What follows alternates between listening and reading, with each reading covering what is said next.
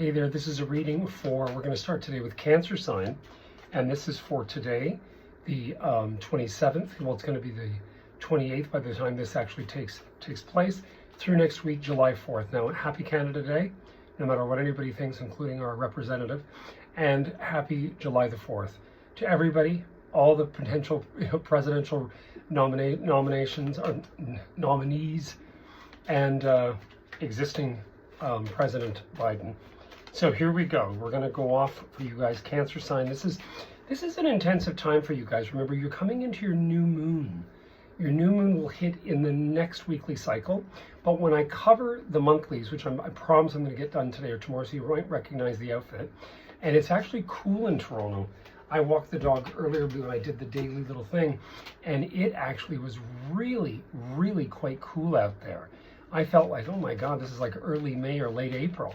So anyway, I thought I had this sneaking suspicion intuitively, and this is not a psychic thing, just intuition, that it was going to be a shaky summer. I don't remember what the Farmer's Almanac said.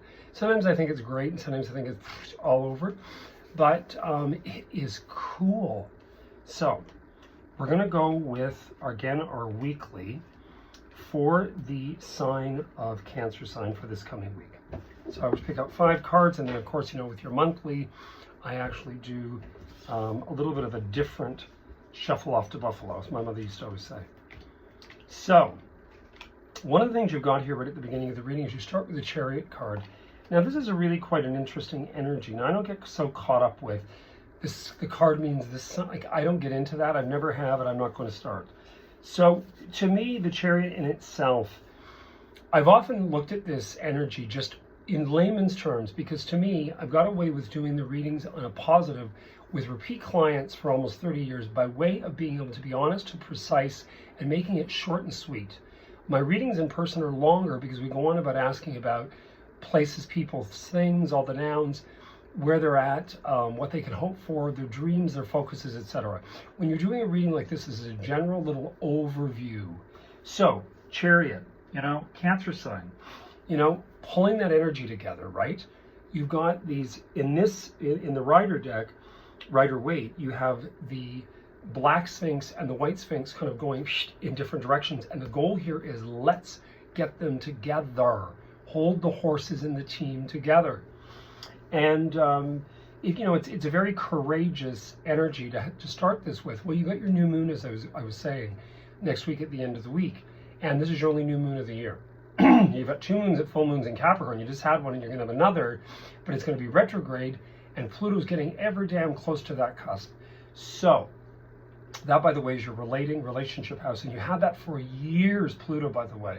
It was there since 2007, so you're kind of going back over. Then you've got the aspect in here again about, sometimes this can mean an offer. Sometimes, to me, I look at this card in many different ways. The basis of it is the 3 of Cups first and foremost, which are the friendships and our friends and everything else. The 4th cup is an offer. Sometimes can mean an offer comes out of nowhere. First of all, the 4 of Cups to me is your psychological, emotional, thinking, feeling sense. Sometimes it means where we're coming from, that we just want to be a little bit conscientious about being focused rather than just being in never land and kind of all over the place. Be a little more focused. When you have the Chariot, and then you've got offer. But is the offer sincere? Is the offer coming from a charlatan? That often is what's surrounding. Then you have this Knight of Pentacles, which is the Knight of Spades and playing cards. And the Knight of Pentacles, to me, doesn't have to be negative. Usually this is a very hard-working, not so attractive, in some cases attractive but awkward individual that is going to have influence. Now remember, Cancer signs are always influenced by Tauruses. They usually have a lot of times I'll read them, they'll say, yeah, Taurus. The other thing you have to understand is that you have the 2nd full moon in Capricorn, so that's there. Then you've got anxiety in here. So these 9 of Swords. 9 of Swords to me sometimes is also in our head. Now remember, you got that, and then you've got about day to day. Now, is it boredom? Or with this day to day, are you bored to flip into tears and you're drinking too much? I'm just saying. So you got that. And then you've got your outcome here, which is actually quite amazing because this is your career. So I would say that next week, going into that new moon, is sort of a bit of a fickle energy. All right, we got holidays, in North America here anyway, and the rest of you guys in the world, I'm sure have got stuff going down. Northern Hemisphere, it's still summer.